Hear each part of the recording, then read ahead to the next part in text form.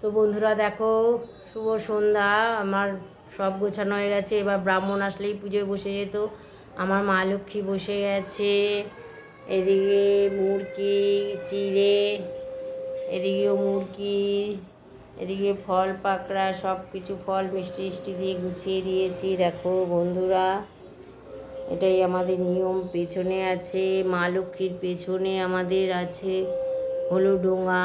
সেখানে আমাদের থাকে দশমী দিন যে ঘর থাকে পুটুলি, সেই পুটুলি থাকে।